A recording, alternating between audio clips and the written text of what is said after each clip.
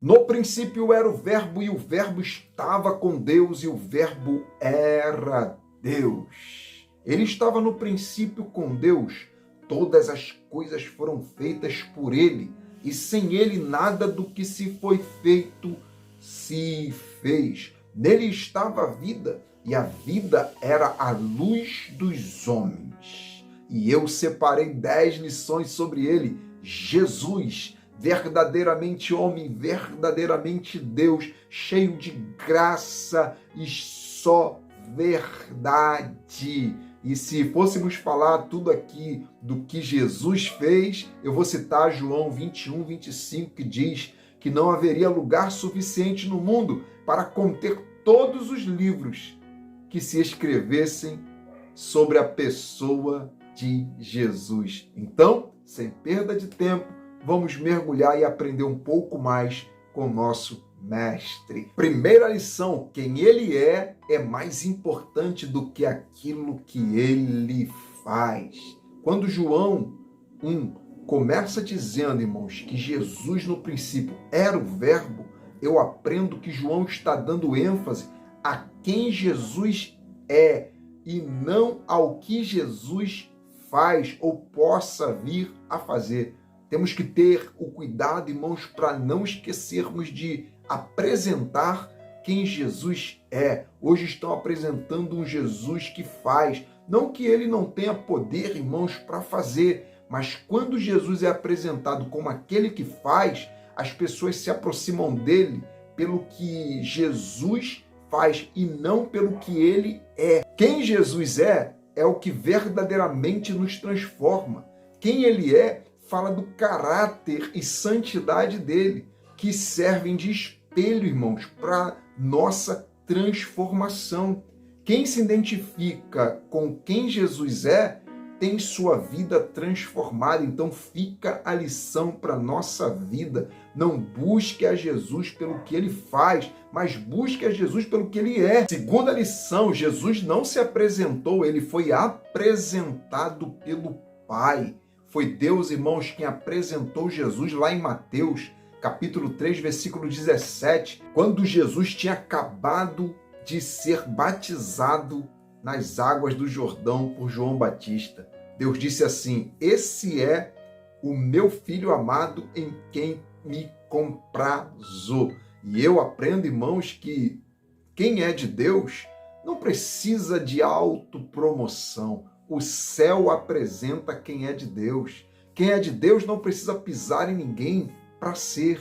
Ele é, e ponto final. Que o céu te apresente como canal de bênção na vida de alguém. O casamento ia acabar, mas Deus te enviou lá e te apresentou como uma solução para aquela família. Alguém ia desistir de tudo, mas Deus te enviou lá até aquela pessoa entrou na vida dela e o final daquela história não foi triste, foi um final feliz. Quem é de Deus, o céu se encarrega de apresentar. Terceira lição: ele discipulou e não manipulou. Irmãos, manipular significa manusear alguma coisa ou algum objeto. Manipular gente é tratar a pessoa como coisas, como objeto, com o propósito de dominá-las ou tirar algum benefício próprio em cima das pessoas. O manipulador faz as pessoas tomarem decisões para se beneficiar delas, ok? Mas Jesus não agiu assim. Ele mostrou o evangelho puro e simples para os seus discípulos. Ele não fez dos seus discípulos uns fantoches para obter benefício próprio, ok? Em cima deles. Não. Bem pelo contrário, Jesus alertou eles quando disse lá em Mateus, capítulo de número 7, versículo de número 15, acautelai-vos, porém, dos falsos profetas, que vêm até vocês vestidos como ovelhas, mas interiormente são lobos devoradores.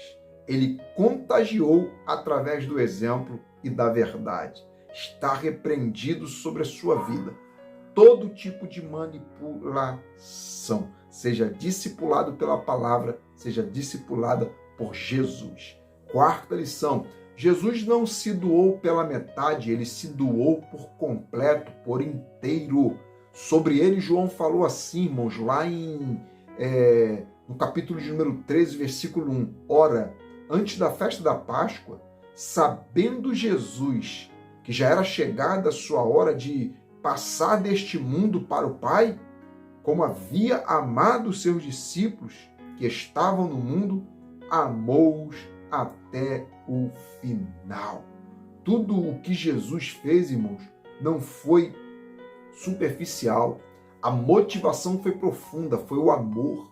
Ele se doou para valer, ele se doou por inteiro. Então que fique essa lição para a gente. Se for para fazer, vamos fazer bem feito. Não se doe pela metade para quem se doou por você e por mim por inteiro.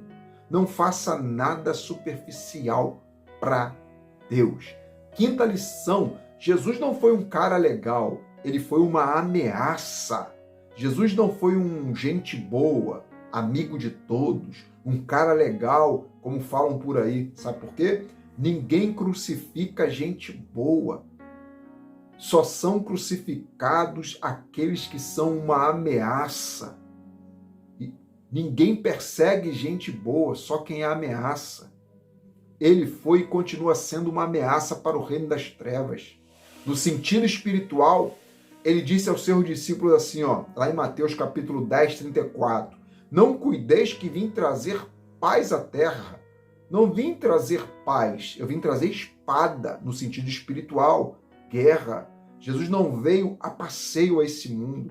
Ele veio desfazer as obras do maligno e implantar o reino dele dentro de nós. Sexta lição, Jesus veio fazer discípulos e não fãs.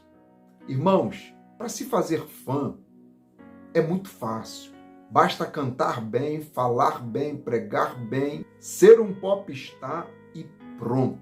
O fã não está preocupado com o estilo de vida do ídolo. Ele não está preocupado se o ídolo tem várias mulheres, se o ídolo é mentiroso, se o ídolo fuma, se o ídolo bebe. O fã não está preocupado com nada disso, irmãos. O ídolo não exige cruz de ninguém, mas o discípulo de Jesus é diferente. Os discípulos de Jesus foram contagiados pelo exemplo do mestre, pelo caráter do seu mestre. A vida íntegra de Jesus fez toda a diferença no desenvolvimento dos discípulos. Só para você ter uma ideia, nem sempre os discípulos foram sal da terra e luz do mundo. Mas o exemplo de Jesus contagiou e transformou para melhor a vida deles, a ponto deles serem sal da terra e luz do mundo. Amém? Jesus não veio fazer fã, ele veio fazer discípulos que se pareçam com ele a cada dia. Sétima lição, o propósito de Jesus era maior do que a sua dor.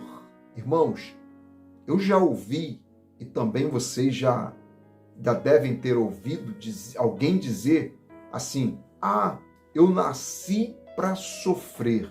Mas na verdade, irmãos, quem nasceu para sofrer foi Jesus. Ele nasceu destinado a sofrer para nos salvar da condenação eterna. Isaías 53 diz que o castigo que nos traz a paz, não estava sobre nós, estava sobre ele, pelas suas pisaduras, que quer dizer, pisadas de sofrimento, nós fomos sarados. Jesus sim veio para sofrer, mas a dor não era maior do que o propósito de Jesus. O propósito de nos salvar era tão grande que nem a dor conseguia parar Jesus. Que nada te pare, que o teu propósito seja maior do que a prova, do que a dor.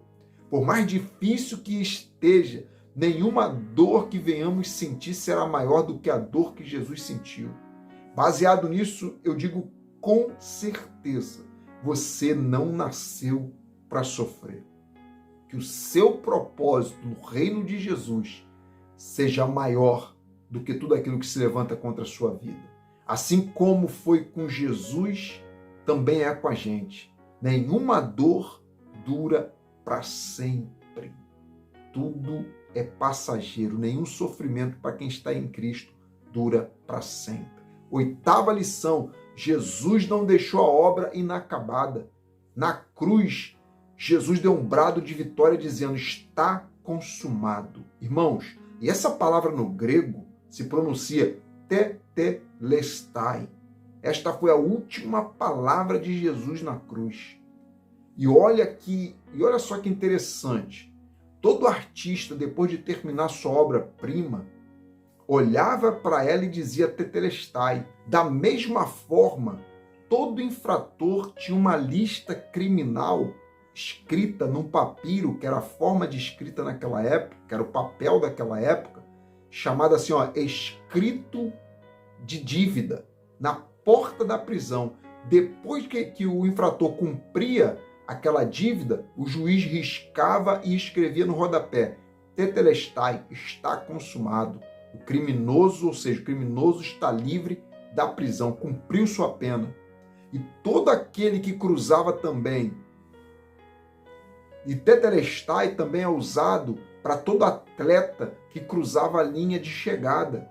Quando ele cruzava a linha de chegada, ele dizia tetelestai, como se fosse um eu venci. E o tetelestai de Jesus foi: eu completei a obra, que nada te impeça de parar no meio do caminho dos planos que Deus preparou para a sua vida.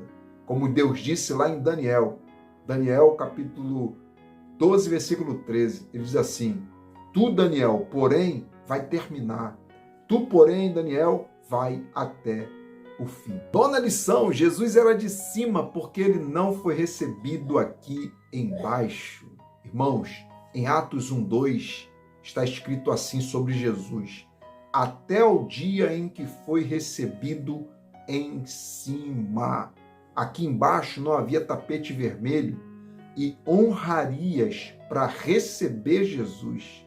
Mas pelo texto de Atos, que nós acabamos de ler, descobrimos que Jesus foi recebido lá em cima. Sabe por quê? Quem é de cima não é amado pelo mundo. Se fôssemos daqui, o mundo, irmãos, nos abraçaria, nos amaria. A nossa recepção está preparada para quando chegarmos em casa, e nós ainda não chegamos em casa, conforme está escrito lá em Jeremias 29:11, porque eu bem sei os planos que tenho preparado a vosso respeito, diz o Senhor, pensamentos de paz e não de mal. Agora pega esse finalzinho: para vos dar o fim que vocês desejam. Qual é o fim que você deseja? Esse é o fim que eu desejo, ser recebido no céu. E você? Então, fique firme na presença de Jesus. 10ª lição sobre Jesus: Jesus sarou quem ele não feriu, ele sarou quem o feriu e sarou mesmo estando ferido. Irmãos, a passagem de João, capítulo 18, versículo 10, nos ajuda a entender essa 10ª lição. Sabe por quê? Porque lá em João 18:10, Pedro corta a orelha de Malco, que era um servo do sumo sacerdote. Jesus, na mesma hora, restaura e cura a ferida que Pedro causou naquele homem. Não foi Jesus quem feriu Malco, mas mesmo assim, Jesus foi lá e sarou ele. Malco está na multidão que veio ferir Jesus, mas mesmo assim, Jesus cura quem veio ferir ele. E para finalizar, é bom lembrar que Jesus já estava todo ensanguentado, ferido e com a alma ferida pela traição de Judas. Mas mesmo assim, ele está lá sarando.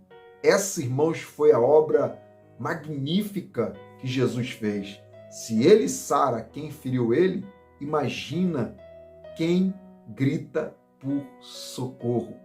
Amém? Deixe o seu comentário dizendo o que você achou dessas 10 lições preciosas sobre Jesus e que Deus te abençoe abundantemente. Deixe o seu comentário se você também assistiu até o final e eu vou deixar aqui uma palavra de agradecimento por sua vida. Muito obrigado, que Deus continue te abençoando.